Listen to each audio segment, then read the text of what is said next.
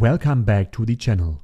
In this video, we are going to take a look at two very important tax declaration apps in SAP S/4HANA using Fiori. I'm here in my Fiori Launchpad, and we will first take a look at the so-called tax declaration reconciliation application. Let's click on this one. Before we start, let's inspect here the help function.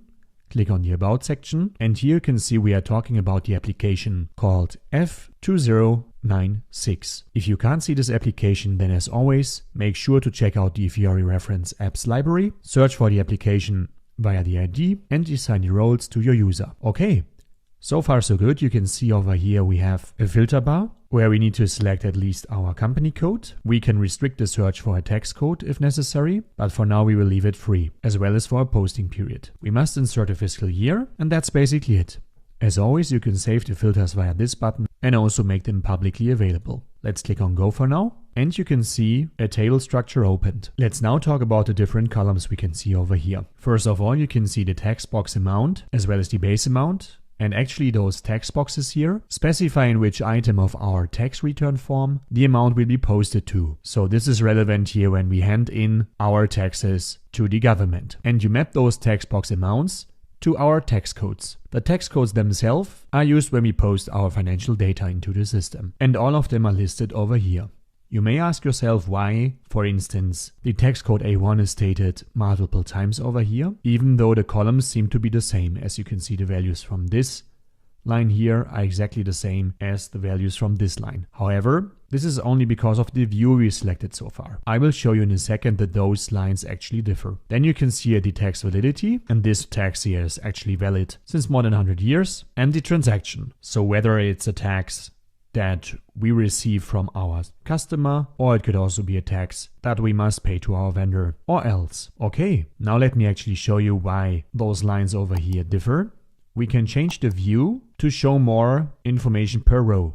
Let's actually click on this one. And now you can see that here for our first line, actually nothing was posted. But then, if we scroll down a bit, we can see that postings actually exist. Before we take a look into those postings, a few more things. You can for sure also click on this button to display even more information, and you can then save your layout via this button over here. Also, you can export the information to an Excel spreadsheet via this button. Okay, let's now actually navigate into one of those lines over here. We will take one where actual values were posted to.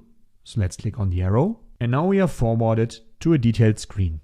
In the upper part of the screen, you can see the basic information, such as the company code, the tax box, and also the tax code over here, the description and the transaction key, as well as some more header information. If we scroll down a bit, we can see the actual journal entries that were posted to this specific tax code. So all of the journal entries will be shown over here. We can navigate into the journal entry by clicking on this button, and then on Manage Journal Entries or the Manage Journal Entries new version. I explained you both of them in other videos. I will also leave you the links in the description of this one. Let's take the new one for now. And you can see we are forwarded to the journal entry. Let's go back. Also, we can click over here on the arrow. Then we are as well forwarded to the journal entry, but this time in a more, let's say, general view. Let's go back. Next off, you can see we have here a button called Show Journal Entries with Differences Only. So this means that if we hit this button, then only journal entries will be displayed where we have a difference between the tax amount in our company code currency and the calculated tax. So meaning that the system normally calculates the tax in the background. However, we also have the option during our financial transactions to insert tax amounts manually. And if those we entered manually would differ from the calculated tax, once we hit this button, those journal entries will be displayed. Okay, also here we have the option to display more information if needed, adjust the columns, or also export to Excel. Good, so far for the first step. Let's go back and back again. And let's now talk about the Tax Reconciliation Account Balance app. Let's click on this one. We will first inspect also the technical details. So click on About. We are talking about the application F2095. Let's click on Close. We will insert our company code and also a fiscal year and hit on Go. In this application, you can see all the account balances for journal entries that were posted with a tax code. Here you can see the different journal entries that we posted to. And now we can see that for the GL account 1211 and a couple of zeros. Financial data was posted with the text code V0 and V1. We can even click here to display all the journal entries that were posted to this GL account with this specific text code, and even click further down to inspect the details of the journal entry. Okay, as you can see, I did it manually. Also, we can right click and then we can click on Expand All, so that all the lines are visible directly. For sure, we can also navigate to other applications to display more information about the specific GL accounts by clicking here, and then you can select the application. As always, you can save your filters over here and also the layout of our table over here. One more thing, we can click here on the copy button, then paste the data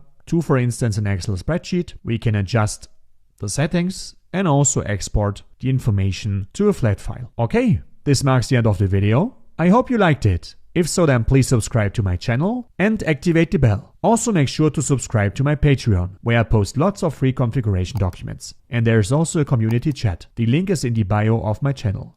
Thanks a lot and see you next time.